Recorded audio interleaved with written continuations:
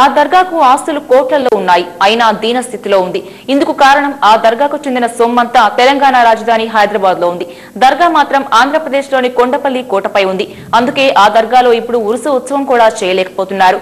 తాళాలు వేసి చేతులు దులుపుకుంటున్నారు. కొండపల్లిలోని చారిత్రాత్మక హజరత్ సయ్యద్ గాలిబ్ వహీద్ బాబా దర్గా దుస్థితిపై స్పెషల్ స్టోరీ. కొండపల్లి కోటలో 435 సంవత్సరాల క్రితం హజరత్ సయ్యద్ గాలిబ్ షహీద్ బాబా దర్గా ఏర్పడింది. నాటి మొఘల్ చక్రవర్తులు, గోల్కొండ నవాబులు దర్గా నిర్వహణ కోసం వందలాది ఎకరాలు కేటాయించారు. అప్పటి నుంచి ఇప్పటి వరకు దర్గాలో ప్రతి ఏడాది క్రమం తప్పకుండా ఉరుసు మహోత్సవం చేస్తూ వస్తున్నారు. రాజరిక కాలంలో, ఆ తర్వాత బ్రిటిషర్ల పాలనలో కూడా ఉత్సవాలు అత్యంత వైభవంగా సాగేవి. ఆ తర్వాత స్వాతంత్ర భారతంలో ఎంతో చక్కగా ముతవల్లిలో ఉరుసును కొనసాగించారు. గత కొద్ది సంవత్సరాలుగా ముస్లింల ఆస్తుల పరిరక్షణ కోసం ఏర్పాటైన వక్ఫ్ సంస్థ దర్గాకు చెందిన ఆస్తులను ఒక్కొక్కటిగా అమ్మేసి సొమ్ము చేసుకుని తీసుకువెళ్లి హైదరాబాద్ లో పెట్టేశాయి. ఆ డబ్బుపై వచ్చే వడ్డీ కూడా దర్గాకు ఇవ్వడం లేదు.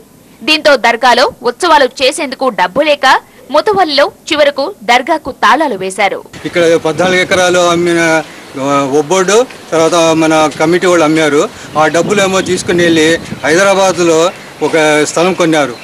అదేమో 2000 నుంచి దాని తాలూకు కూడా ఇంట్రెస్ట్ రావట్లేదు.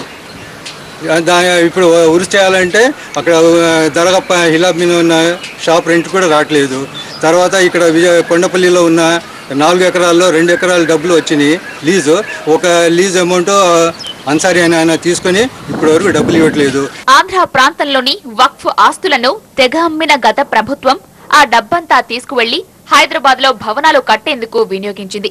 చివరకు రాష్ట్ర విభజన జరగడంతో ఇప్పుడు హైదరాబాద్ లోని ఆస్తులు తెలంగాణకు వెళ్లిపోగా ఆంధ్రాలోని వక్ఫ్ భూములు కరిగిపోయి ఇక్కడ ముస్లిం కుటుంబాలను ఆదుకునేందుకు రూపాయి కూడా లేకుండా పోయిందని ముస్లింలు తీవ్ర ఆవేదన వ్యక్తం చేస్తున్నారు.